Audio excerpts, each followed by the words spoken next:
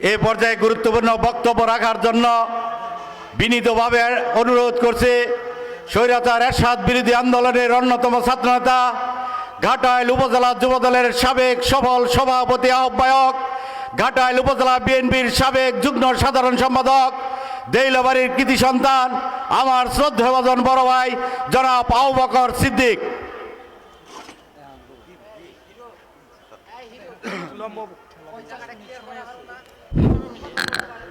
বিসমিল্লাহির রহমানির রহিম।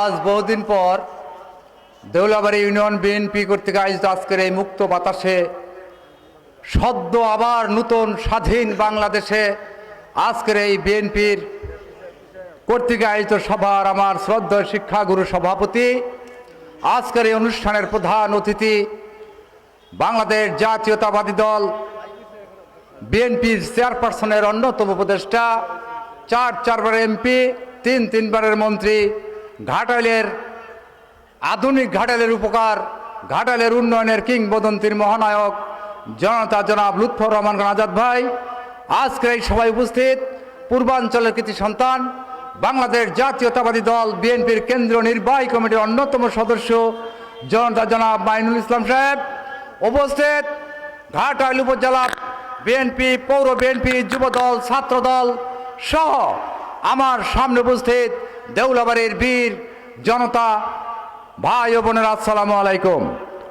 আজ বহুদিন পর আমি 5ই আগস্টের পর তেমন কোনো বক্তব্য রাখি নাই, শুধু একদিন কুশারিয়া মাঠে বক্তব্য রেখেছিলাম, আরেকদিন অডিটোরিয়ামে, আর আজকে বক্তব্য রাখছি। সবাইকে আমার ব্যক্তিগত পক্ষ থেকে আন্তরিক ধন্যবাদ এবং সালাম জানিয়ে অত্যন্ত সংক্ষিপ্তভাবে আপনাদের সামনে 2-4টি কথা বলতে চাই। প্রিয় ভাইরা আমার, আজকে আমার অতীতে ফিরে যেতে ইচ্ছা করে। আজকে বাংলাদেশ জাতীয়তাবাদী দল বিএনপির নেতাকর্মীরা তথা কথিত কমিটির নেতাকর্মীরা যেটা শুরু করেছে, এটা দেখলে আমার 91-র কথা মনে হয়।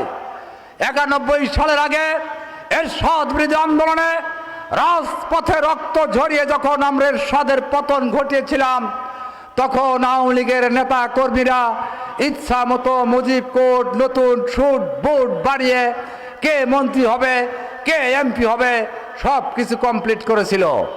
কিন্তু এই দেশের জনগণ গণেশ উল্টে দিয়ে বেগম খালেদা জিয়ার নেতৃত্বে বিপুল ভোটে তাকে, তার দলকে নির্বাচিত করায় বেগম খালেদা জিয়া প্রধানমন্ত্রী হয়েছিলেন।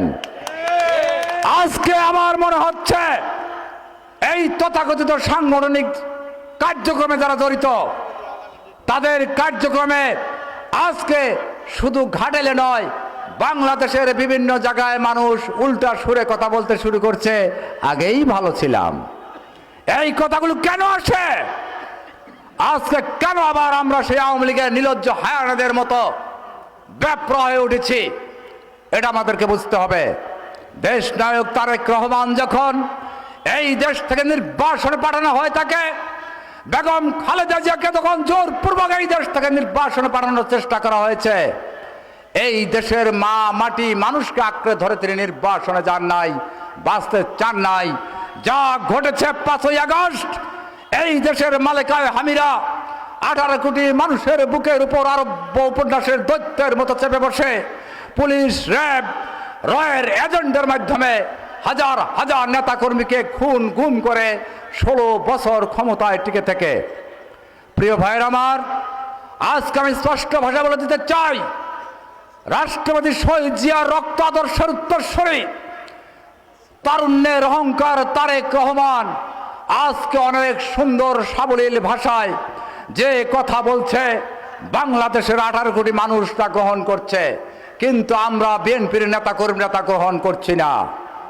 এখানে এই বিএনপির পরাজয়ের সম্ভাবনা আবার নতুন করে দেখা দিয়েছে।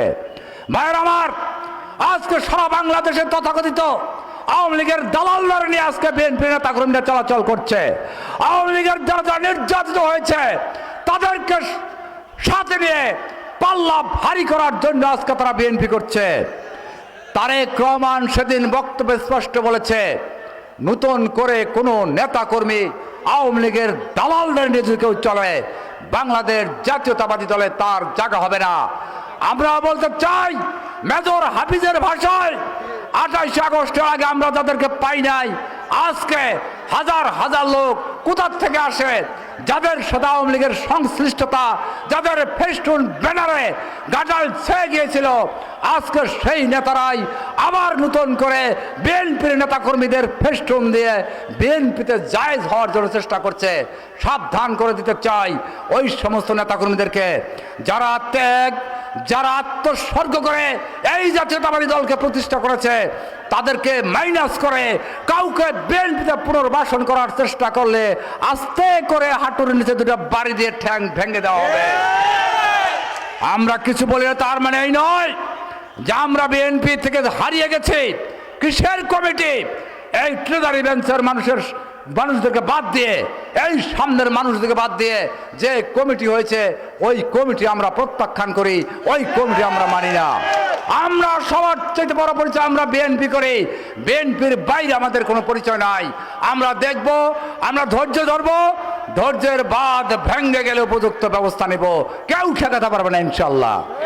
সর্বশেষ প্রশাসনের উদ্দেশ্যে বলতে চাই, প্রিয় প্রশাসনের ভাইয়েরা, একটা কথা বলি, কিছু কিছু স্মৃতি আছে যায় না ভোলা, কিছু কিছু গান আছে যায় না গাওয়া। 5ই আগস্টে আপনাদের স্মৃতি আমাদের মনে আছে। আজকে আপনারা যা করতেছেন, কারো কারো কথায় পরিচালিত হয়ে আজকে বাংলাদেশ জাতীয়তাবাদী দলের নেতা কর্মী যারা জন্মলগ্ন থেকে বিএনপির জন্য ত্যাগ তিতিকাতে এই পর্যন্ত এসেছে, তাদেরকে আপনি অবজ্ঞা করা শুরু করেছেন। আমরা কিন্তু 5ই আগস্টের আগের স্মৃতি ভুলে যায় নাই। আমাদের মানুষ সপোর্টের সেই স্মৃতি, সেই ধান খেতে পালিয়ে থাকা, মানুষের রান্নাঘরে পালিয়ে থাকা, বনে বাজারে পালিয়ে থাকা, রাতের অন্ধকারে আপনাদের সেই পুলিশ ভাইদের বিরুদ্ধে মিছিল করা, আমরা সেই কর্মী। আমাদেরকে খেপাবেন না, পার পাবেন না। আর কিছু কিছু গান ওই জয় বাংলার গাওয়া যাবে না, জয় বাংলাদের নিয়ে চলা যাবে না। অতএব সাধু সাবধান। এরপর আমরা প্রশাসনের যেতে চাইও না, সঠিক যেটা সেইটা করবেন। সঠিকের বাইরে গেলেই আপনাদের করুণ পরিস্থিতি হবে।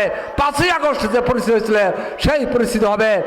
আমি সবাইকে বাংলাদেশ জাতীয়তাবাদী দলের পতাকা তলে ঐক্যবদ্ধ হয়ে সন্ত্রাস মুক্ত বাংলাদেশ গড়ার দৃঢ় অঙ্গীকার করে সকল অপকর্ম থেকে নিজেকে গুটিয়ে রেখে দেশটাকে তারেক রহমানের যে নির্দেশ, সেই নির্দেশ অক্ষর অক্ষরে পালন করার আহ্বান জানিয়ে আমার বক্তব্য শেষ করছি। সবাইকে ধন্যবাদ। আসসালামু আলাইকুম।